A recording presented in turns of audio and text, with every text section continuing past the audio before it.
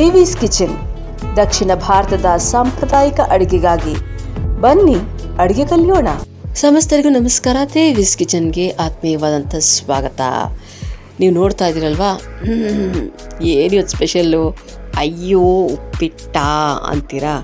ಖಂಡಿತ ಹೌದು, ಉಪ್ಪಿಟ್ಟೇ ಮಾಡ್ತಾ ಇರೋದು. ಆದರೆ ಉಪ್ಪಿಟ್ಟು ಅನ್ನೋರು ಮೂಗು ಮುರಿಯೋರು ಕೂಡ ಈ ರೀತಿ ಉಪ್ಪಿಟ್ಟು ಮಾಡ್ಕೊಂಡು ತಿಂದು ನೋಡಿ ಹಾ ಅಂತೀರ. ಅಷ್ಟೇ ಅಲ್ಲ, ಇನ್ನೂ ಸರಿ ಮಾಡ್ಕೊಂಡು ತಿಂತೀರ. ಯಾವಾಗಲೂ ಅಷ್ಟೇ ಕಣ್ರಿ, ಉಪ್ಪಿಟ್ಟಿಗೆ ಒಂದು ಟೈಮ್ ಕೊಟ್ಟು ಚೆನ್ನಾಗಿ ಹಾಕಬೇಕಾಗಿರೋದೆಲ್ಲ ಹಾಕಿದ್ರೆ ಉಪ್ಪಿಟ್ಟು ಇಸ್ ವಾವ್, ಅದು ತುಂಬ ಫೇವ್ರೆಟ್ ಫುಡ್ ಆಗುತ್ತೆ. ಸುಮ್ಮನೆ ಮೂಗು ಮುರಿಬೇಡಿ. ಈಗ ನಾನು ಹೇಳಿದ ಥರ ಮಾಡ್ಕೊಳ್ಳಿ, ಆಮೇಲೆ ಹೇಳಿ ಹೇಗಿತ್ತು ಉಪ್ಪಿಟ್ಟು ಅಂತ. ಸೊ ಬನ್ನಿ, ದೇವೀಸ್ ಕಿಚನಲ್ಲಿ ಶುರು ಮಾಡೋಣ ಉಪ್ಪಿಟ್ಟು. ಇದಕ್ಕೆ ಬೇಕಾಗಿರೋದು ಬನ್ಸಿ ರವೆ. ಸೊ ಲೋಕಲ್ ರವೆ ತೊಗೋತಾರೆ, ಆದರೆ ನಾನು ಇಲ್ಲಿ ಬನ್ಸಿ ರವೆ ತೊಗೊಂಡಿದ್ದೀನಿ. ಬನ್ಸಿ ರವೆ ಉಪ್ಪಿಟ್ಟು ಕೂಡ ತುಂಬ ಚೆನ್ನಾಗಿರುತ್ತೆ. ತುಂಬ ಕಡಿಮೆ ಜನ ಅದನ್ನು ದಪ್ಪ ಇರುತ್ತೆ ಅಂತ ಬಳಸಲ್ಲ, ಆದರೆ ರುಚಿನೇ ಬೇರೆ. ಲೋಕಲ್ ರವೆನೇ ಬೇರೆ, ಬನ್ಸಿ ರವೆನೇ ಬೇರೆ ರುಚಿ ಕೊಡುತ್ತೆ. ಸೊ ಹಾಗಾಗಿ ಟ್ರೈ ಮಾಡಿ ಅಂತ ಹೇಳ್ತಾ ಇದ್ದೀನಿ. ಬನ್ಸಿ ರವೆನ ನೀವು 1 ಕಪ್ನಷ್ಟು ಅಳತೆ ತೊಗೊಂಡ್ರೆ, ಅಥವಾ ಇಲ್ಲಾಂದರೆ ಒಂದು 1/4 kg ಅಷ್ಟು ತೊಗೊಳ್ಳಿ. ಇನ್ನು ಉದ್ದಿನಬೇಳೆ, ಕಡಲೆಬೇಳೆ ಒಗ್ಗರಣೆಗೆ ಸಾಸಿವೆ ಬೇಕಾಗುತ್ತೆ ಒಂಚೂರು, ಮತ್ತು ಎಣ್ಣೆ ಬೇಕಾಗುತ್ತೆ. ಎಣ್ಣೆ ಆದ ನಂತರ ಮಾಮೂಲಿ ಅರಿಶಿನ ಬೇಕು, 1 ಚಮಚೆಯಷ್ಟು ಅರಿಶಿನ. ಇನ್ನು ಕರಿಬೇವು, ಕೊತ್ತಂಬರಿ ಸೊಪ್ಪು ಇವೆಲ್ಲ ಬೇಕಾಗತ್ತಲ್ವಾ. ಸೊ ಅವೆಲ್ಲವನ್ನು ರೆಡಿ ಮಾಡ್ಕೊಳ್ಳಿ, ಸಣ್ಣದಾಗಿ ಹಚ್ಚಿಟ್ಕೊಳ್ಳಿ. ಅದಾದ ನಂತರ ಚೆನ್ನಾಗಿ ಕಾಯಿ ತುರಿ ಹಾಕಬೇಕು. 1 ಬಟ್ಲಷ್ಟು ಕಾಯಿ ತುರಿ ಹಚ್ಕೊಳ್ಳಿ. ಹಾಗೆಯೇ ಉಪ್ಪು ರುಚಿಗೆ ತಕ್ಕಷ್ಟು ಇರಲಿ. ಇನ್ನು ಹಸಿ ಮೆಣಸಿನಕಾಯಿ ಖಾರ, ನಿಮ್ಗೆ ಎಷ್ಟು ಖಾರ ಬೇಕೋ ಅಷ್ಟು. ಅದಾದ ನಂತರ ತರಕಾರಿ ತೊಗೋಬೇಕು, ಅದೇ ಇಂಪಾರ್ಟೆಂಟು. ಈ ತರಕಾರಿ ಹಾಕಿ ಮಾಡೋದ್ರಿಂದ ನೋಡಿ, ತರಕಾರಿ ನೀವು ಯಾವುದಾದ್ರೂ ಒಂದು 4 ವೆರೈಟಿ ತೊಗೊಳ್ಳಿ, ಪರವಾಗಿಲ್ಲ. ನಾನು ಇಲ್ಲಿ ತೊಗೊಂಡಿದ್ದೀನಿ ಏನಪ್ಪ ಅಂದರೆ, 1 ಕ್ಯಾಪ್ಸಿಕಮ್ ಸಣ್ಣಗೆ ಹಚ್ಕೊಂಡಿದ್ದೀನಿ, ಸ್ವಲ್ಪ ಸೀಮೆ ಬದನೆಕಾಯಿ ಅದನ್ನು ಸಣ್ಣಗೆ ಹಚ್ಕೊಂಡಿದ್ದೀನಿ, ಆಲೂಗಡ್ಡೆ ಸಣ್ಣಗೆ ಹಚ್ಕೊಂಡಿದ್ದೀನಿ, ಟೊಮ್ಯಾಟೊ ಇವಿಷ್ಟನ್ನು ತೊಗೊಂಡಿದ್ದೀನಿ.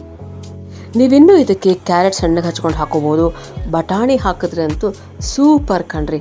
ಬಟಾಣಿ ಇದ್ದರೆ ಬಟಾಣಿ ಕೂಡ ಒಂಚೂರು ತೆಗೆದಿಟ್ಕೊಳ್ಳಿ.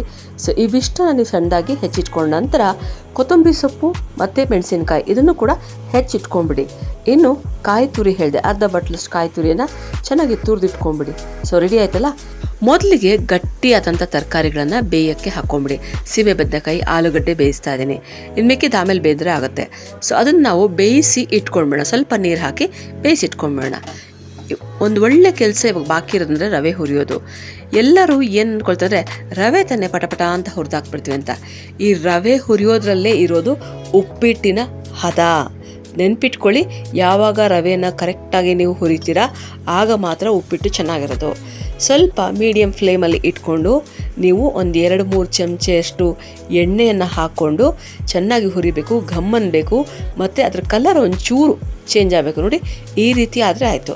ಸೊ ರವೆ ಹುರಿದಾದ ನಂತರ ಬಾಣಲೆಗೆ ಎಣ್ಣೆಯನ್ನು ಹಾಕ್ಕೊಂಡು ಅದಕ್ಕೆ ನೀವು ಸಾಸಿವೆ, ಉದ್ದಿನಬೇಳೆ, ಕಡಲೆಬೇಳೆ ಹಾಕಿ, ಅದಾದ ನಂತರ ಈ ಮೆತ್ತಗಿನ ತರಕಾರಿ ಇತ್ತಲ್ಲ, ಕ್ಯಾಪ್ಸಿಕಮ್ ಮತ್ತು ಟೊಮ್ಯಾಟೊ ಅದನ್ನು ಹಾಕಿ ಚೆನ್ನಾಗಿ ಬಾಡಿಸಿ ಸ್ವಲ್ಪ ಅರಿಶಿನ ಹಾಕ್ಬಿಡಿ. ಈ ಹಂತದಲ್ಲಿ ನೀವು ಏನು ಮೆಣಸಿನಕಾಯಿ ಇರುತ್ತೆ, ಹಸಿ ಮೆಣಸಿನಕಾಯಿ, ಅದನ್ನು ಕೂಡ ಹಾಕಿ ಎಣ್ಣೆಯಲ್ಲಿ ಬಾಡಿಸ್ಕೊಳ್ತಾ ಹೋಗಿ.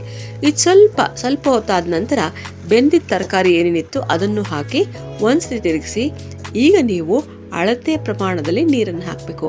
ಒಂದೇ ಒಂದು ಬಟ್ಲು ನೀವು ಬನ್ಸಿ ರವೆ ತೊಗೊಂಡಿದ್ದೀರ ಅಂದರೆ ಅದರ 3ರಷ್ಟು ನೀರನ್ನು ಹಾಕಬೇಕು. ನೆನಪಿರಲಿ, ನಿಮಗೆ 3ರಷ್ಟು ನೀರು ಬೇಕಾಗುತ್ತೆ. ಸೊ 3ರಷ್ಟು ನೀರನ್ನು ಹಾಕಿ ಈಗ ಉಪ್ಪನ್ನು ಹಾಕಿ ಮೇಲೆ ಕಾಯಿ ತುರಿ, ಇವಾಗಲೇ ಹಾಕಬೇಕು ಕಾಯಿ ತುರಿ. 1 ಬಟ್ಲು ಕಾಯಿ ತುರಿ ಏನಿದೆ ಅದನ್ನು ಹಾಕಿಬಿಡಿ. ಚೆನ್ನಾಗಿ ಬಿಟ್ಕೊಂಡಾಗ ತುಂಬ ರುಚಿ ಇರುತ್ತೆ ಅದಕ್ಕೇ. ಸೊ ಚೆನ್ನಾಗಿ ಕುದಿಬೇಕು. ಚೆನ್ನಾಗಿ ಕುದಿ ಬಂದಮೇಲೆ ಸ್ವಲ್ಪ ಉಪ್ಪು ನೋಡ್ಕೊಳ್ಳಿ ಸರಿಯಾಗಿದೆಯಾ ಅಂತ. ಅದಾದ ನಂತರ ರವೆಯನ್ನು ನಿಧಾನಕ್ಕೆ ಹಾಕಿ. ನೀವು ರವೆ ಚೆನ್ನಾಗಿ ಹುರಿದಿದ್ದೀರಾ ಅಂತ ಹೇಗೆ ಗೊತ್ತಾಗುತ್ತೆ ಅಂದರೆ, ನೀವು ಹಾಗೆ ಒಟ್ಟಿಗೆ ಹಾಕಿದಾಗ ಯಾವಾಗ ಅದು ಉಂಡೆ ಆಗೋದಿಲ್ವೋ, ಯಾವಾಗ ಗಂಟು ಕಟ್ಟೋದಿಲ್ವೋ ಆವಾಗ ರವೆ ಹುರಿತ ಆಗಿದೆ ಚೆನ್ನಾಗಿ ಅಂತ ಅರ್ಥ. ಸೊ ಈ ರೀತಿ ಹಾಕಿದ ನಂತರ ಚೆನ್ನಾಗಿ ಕಲಸಿ ಆದಮೇಲೆ ಅದ್ರ ಮೇಲೊಂದು ಮುಚ್ಚಳನ ಮುಚ್ಚಿಬಿಡಿ. ಸೊ ಮುಚ್ಚಿಬಿಟ್ಟು ಸಿಮ್ಮಲ್ಲಿಡಿ. ಇಂದು 5ರಿಂದ 10 ನಿಮಿಷ ಬೇಕಾಗುತ್ತೆ. 5 ನಿಮಿಷದ 10 ನಿಮಿಷ ನಿಧಾನಕ್ಕೆ ಅದಾಗಲಿ. ಆದ ನಂತರ ನೀವು ಓಪನ್ ಮಾಡಿದ್ರೆ ಈ ರೀತಿ ಆಗಿರುತ್ತೆ, ಚೆನ್ನಾಗಿರುತ್ತೆ. ಮತ್ತೆ ಮಧ್ಯ ಕೆದಕೋದೇ ಬೇಡ. ಅದ್ರ ಮೇಲೆ ಕೊತ್ತಂಬರಿ ಸೊಪ್ಪನ್ನು ಉದುರಿಸಿ ಸ್ವಲ್ಪ ನಿಂಬೆಹಣ್ಣನ್ನು ಹಾಕ್ಕೊಳ್ಳೋರು ಹಾಕೋಬೋದು. ನಾನು ಹಾಕಿಲ್ಲ, ಅಲ್ಲಿ ಹಾಕಿದ್ರೆ ಟೇಸ್ಟ್ ಖಂಡಿತವಾಗೂ ಎನ್ಹ್ಯಾನ್ಸ್ ಆಗುತ್ತೆ. ಇದಿಷ್ಟು ಆದಮೇಲೆ ಘಮಘಮಿಸುವಂತಹ, ಬಾಯಲ್ಲಿ ನೀರುರಿಸುವಂತಹ ರುಚಿಯಾದಂಥ ಉಪ್ಪಿಟ್ಟು ರೆಡಿ. ಈ ತರಹ ಬಿಸಿ ಬಿಸಿ ಉಪ್ಪಿಟ್ಟು ಮಾಡಿಕೊಂಡು ಒಂದು ಮಗ್ಗಲ್ ಕಾಫಿ ಇಟ್ಕೊಂಡು ಸ್ವಲ್ಪ ಉಪ್ಪಿಟ್ಟು ಸ್ವಲ್ಪ ಕಾಫಿ ಕುಡಿತಾ ಇದ್ರೆ ಮಜಾನೇ ಬೇರೆ. ಟ್ರೈ ಮಾಡಿರಿ. ಉಪ್ಪಿಟ್ಟು ಚೆನ್ನಾಗಿದೆ ಅನಿಸಿದ್ರೆ ಖಂಡಿತ ಲೈಕ್ ಮಾಡಿ, ಶೇರ್ ಮಾಡಿ ಮತ್ತು ಸಬ್ಸ್ಕ್ರೈಬ್ ಮಾಡಿ ಚಾನಲ್ಗೆ ಅಂತ ಹೇಳ್ತಾ ಕಿವಿ ಮಾತಿಗೆ ಬಂದ್ಬಿಡೋಣ ಬನ್ನಿ. ಏನು ಇವತ್ತಿನ ಕಿವಿ ಮಾತು ಅದು ಅಂತಂದರೆ, ನಿಮ್ಮ ಮನೇಲಿ ದೋಸೆ ಅಥವಾ ಇಡ್ಲಿ ಹಿಟ್ಟು ಇದ್ದರೆ ಏನು ಮಾಡಿ ಗೊತ್ತಾ, ಈ ಅನ್ನವನ್ನು ರುಬ್ಬಿಟ್ಟು ಅದಕ್ಕೆ ಹಾಕ್ಬಿಡಿ. ಎಸ್ಪೆಷಲಿ ಇಡ್ಲಿಗಂತೂ ಸಕ್ಕತ್ತಾಗಿರುತ್ತೆ. ಸೊ ಅದನ್ನು ಹಾಕಿ ತಕ್ಷಣ ಇಡ್ಲಿ ಹಾಕ್ಬೋದು. ಇಡ್ಲಿ ಹಿಟ್ಟು ಇರಬೇಕಷ್ಟೇ. ಇಡ್ಲಿ ಹಿಟ್ಟು ಒಂದು 4-5 ಸೌಟಿದೆ ಅಂದ್ಕೊಳ್ಳಿ.